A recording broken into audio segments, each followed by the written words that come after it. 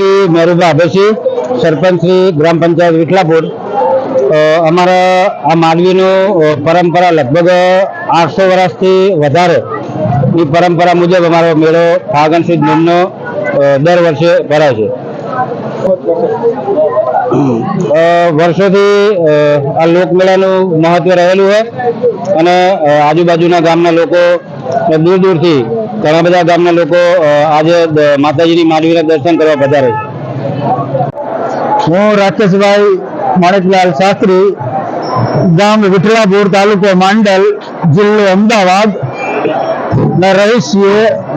અહીંયા અમારે શ્રી શક્તિ બહુચર ટોડારી માનો પરંપરાથી એટલે કે છેલ્લા 500 વર્ષ પહેલાથી પણ આ માતાજીનો મેળો ભરાય છે।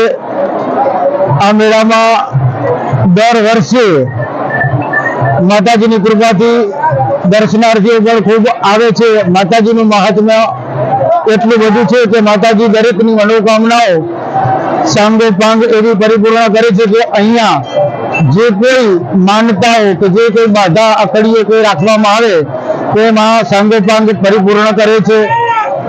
આ મેળાનો પ્રારંભ 500 વર્ષ પહેલા જે આપણો ઇતિહાસ છે હરપારદેવ અને શક્તિ માતાજીનો, ત્યારથી શરૂઆત થઈ છે કે માતાજીએ ગામના તોરણ બાંધ્યા। હવે હરપારદેવ તોરણ બાંધ્યા અને માતાજીએ ત્યાં થાપા નાખ્યા, ત્યારથી આ ઇતિહાસ ચાલુ છે અને આજ સુધી દિવસે ને દિવસે આમાં પ્રગતિ માન્યા અને આશીર્વાદથી અહીંયા મેળો ખૂબ આનંદ ઉલ્લાસ પૂર્વક દર વર્ષે ફાગણ સુદ મેન ના દિવસે ભરવામાં આવે છે અને સૌ ગ્રામજનો તન મન ધનથી માં શક્તિ બહુચર ટોડારી સાથે ચાચરી માતાજીની ખૂબ સેવા કરે છે અને માતાજીના આશીર્વાદ મેળવે છે। આ મેળામાં એવી પરંપરા છે કે માતાજીની સવારે 9 વાગે તેના નિજ મંદિરમાં આંગી પધરાવવામાં આવે છે।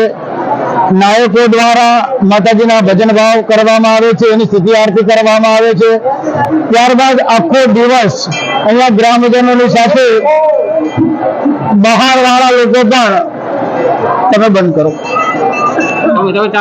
બહારના લોકો પણ માતાજીના દર્શનાર્થે આજુબાજુના ગામના વધારે છે।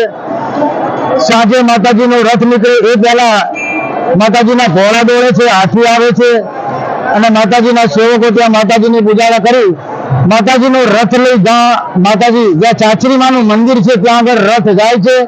એ રથ ત્યાંથી દર્શન કરી ત્યાંથી આગળ ચક્કર થાય છે અને માતાજીનું પાછળ રથ લઈ વાજતે ગાજતે ખૂબ ધામધૂમ પૂર્વક અહીંયા ગામમાં પરત ફરે છે માતાજીના જય જયકાર સાથે।